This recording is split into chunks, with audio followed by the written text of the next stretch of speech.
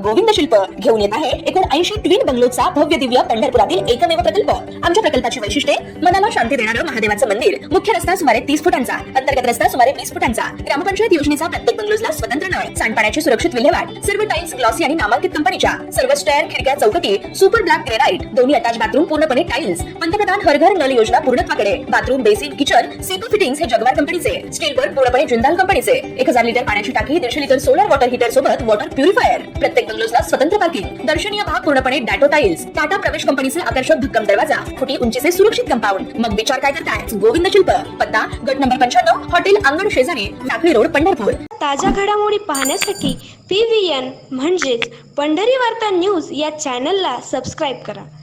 आषाढी वारीच्या पार्श्वभूमीवर पंढरपूर शहरात धडक अतिक्रमण हटाव मोहीम राबविण्यात आली होती। मात्र वारी संपताच शहरात पुन्हा अतिक्रमणांनी डोकं वर काढलं आहे। दरवर्षीप्रमाणे यंदाही मोहीम केवळ फार्स ठरते की काय अशी चर्चा असतानाच आता मुख्याधिकारी महेश रोकडे यांनी याची गंभीर दखल घेतली आहे। पुन्हा अतिक्रमण करणाऱ्यांवर कोणतीही पूर्वसूचना न देता थेट कारवाईचा इशारा प्रशासनाने दिला आहे। आषाढी यात्रेदरम्यान भाविकांना आणि वाहतुकीला अडथळा होऊ नये म्हणून जिल्हाधिकारी S. कार्तिकेयन यांच्या आदेशानुसार पंढरपुरात मोठी अतिक्रमण निर्मूलन मोहीम राबविण्यात आली। या मोहिमेला काही प्रमाणात विरोध झाला, दुजाभावाचे आरोपही झाले। मात्र रस्ते मोकळे झाल्याने सामान्य नागरिकांनी समाधान व्यक्त केले होते। मात्र वारी संपताच मोकळ्या केलेल्या जागांवर पुन्हा नव्याने खोके आणि कायमस्वरूपी शेड उभारले जात असल्याचे समोर आले आहे। या प्रकाराची नगर परिषदेने गंभीर दखल घेतली आहे।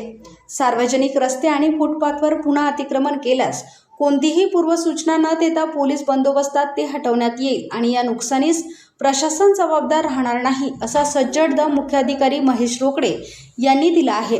दरवर्षी यात्रा संपली की अतिक्रमणे पुन्हा जैसे ते होतात अशी टीका नेहमीच होते।